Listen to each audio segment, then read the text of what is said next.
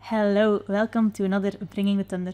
My name is Emily and I'm your host for this kata. With me, I still have Michiel. We're about to start our last kata for about MediaOps. Maybe first, what did we see so far in the series? So in the series so far, we had a look at Resource Studio, how to create and manage your resources. Then we also showed scheduling, how to schedule and reserve those resources. Yeah. And we also had a look at people and organization. And today we're going to see the last application, which is inside of the MediaOps package. And that is the Workflow Designer. Okay. So if you're curious about those previous apps that Michiel mentioned, feel free to have a look at our previous katas. Workflows. Let's dive into them. Yeah, so we already talked about how you can schedule your resources directly from the scheduling applications by adding resources to a job with a start and a stop time. But sometimes you want to reuse a certain workflow. So in our case here in Workflow Designer, we have in our demo system already a couple of workflows available. And the one that we're going to see today is a workflow to bring the camera signals or camera signal from the stadium to the studio or to studios for everybody that subscribes to it. Okay. And you can see here if we click on this workflow, or that's here on the right hand side, we have a full workflow where you have a main 8K camera. So maybe the context is there is a football match going on.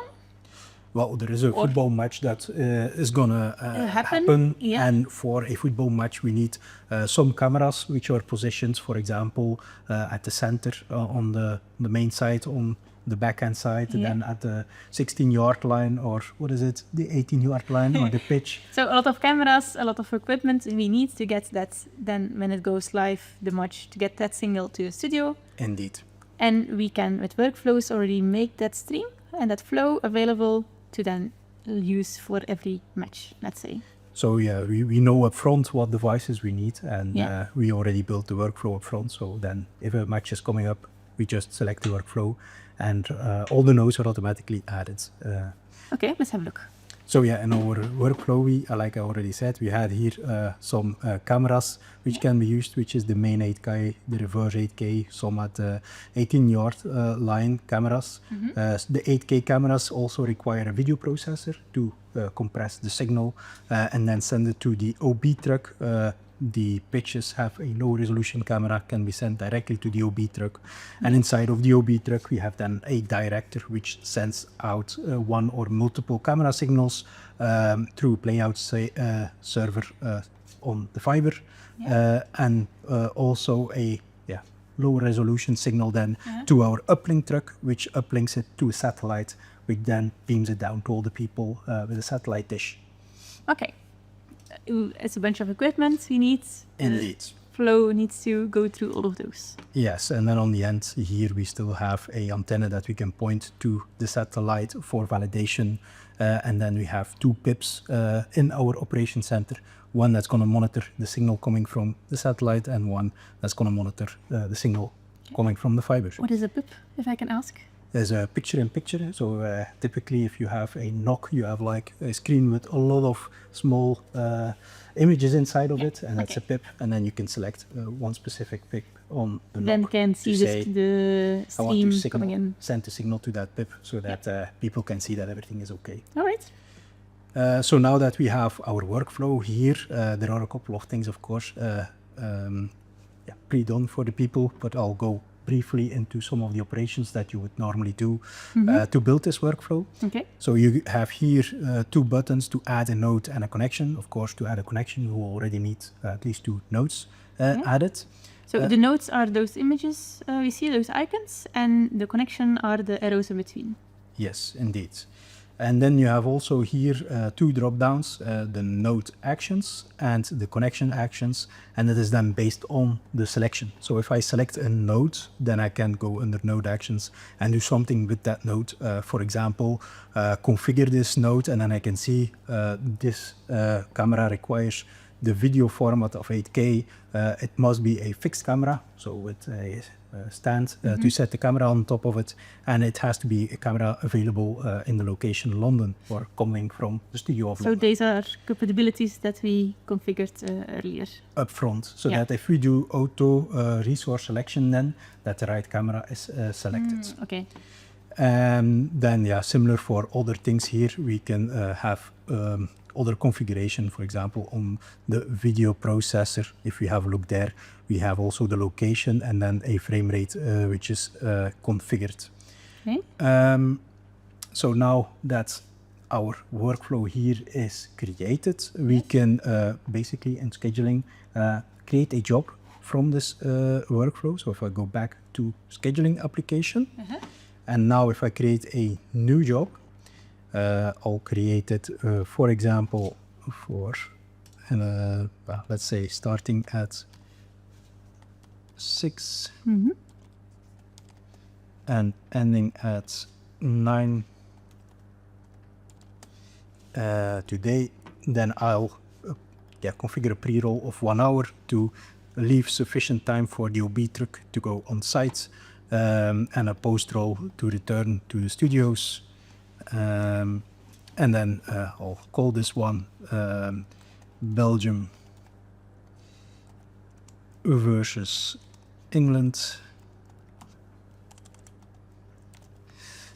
And then here at the bottom, and this is the important part, before you click on the create job, you should select a workflow, of course.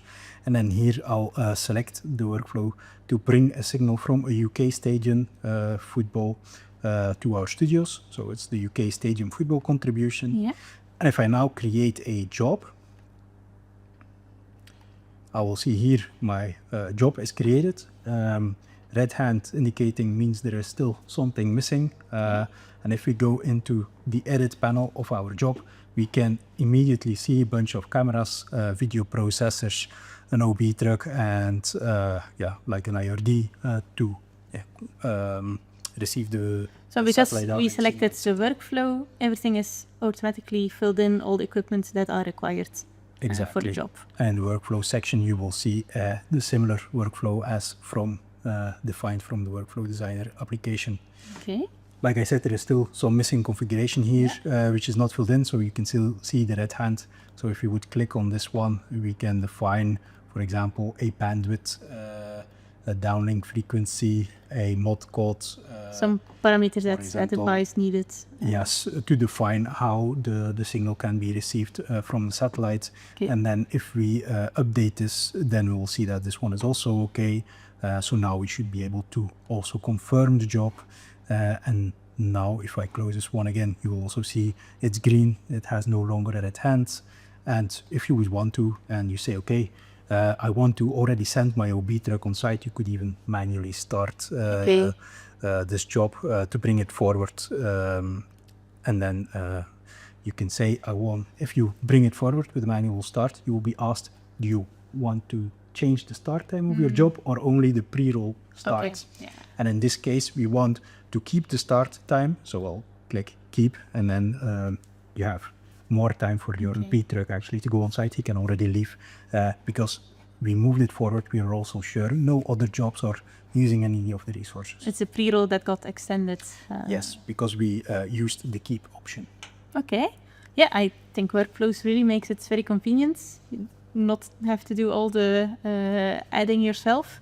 Just select the workflow and everything, your resources are in there. Indeed. So, and now I can create a job for maybe next week for another match, and I don't have to re-add all resources one by one for every job, which makes it very user-friendly. All right, great. That was the exercise for workflows? Yes, indeed. So, okay. Then for the community, if you followed along, you know that you can earn some nice DevOps points by sending us a screenshot. Michiel, which screenshot should they send us? If they can send a screenshot of the job that they created with the resources inside, then I believe we're confident that they did something. Okay, so a screenshot like we have now on the screen. Exactly. All right. Send us your screenshots and you get your DevOps points. All right, Michiel, thank you for joining the Kata. This was the last one in the MediaOps series. But if I'm correct, you still have something to mention. Yes, exactly. MediaOps is a standard solution, so it means that Skyline is dedicated to keep the investment on this MediaOps solution going, and we're also already working on a next release of MediaOps. So next version available. Exactly. Yeah. So if you're interested in what is going on and the new versions of MediaOps, you can go on our docs page, docs.dataminer.services. Here you will find the DataMiner release notes, and under the section Other Release Notes, you can find back the MediaOps release notes. All right, and I see there are multiple versions on the left. Yes, exactly. So if you want to know what has been added in a new MediaOps version, you can click on that version and then see in the release notes what has been fixed, what has been enhanced, or what new features are available. All right, nice. Okay. What can they expect for the future? Well, that's sneak peek. Yeah, you can see here there is already a tab page 150 preview. If you go and look at that one, you will already find some release notes of the things we already did for the 150 release. Okay. But there are still some things that will be added for 150 release, which is then automated orchestration, which then allows you through an automation script to automatically configure the device if DataMiner monitors or controls it. Okay. And then we will also do improvements to the workflow designer. So what you saw in this kata session still requires quite some clicks to add nodes and so on.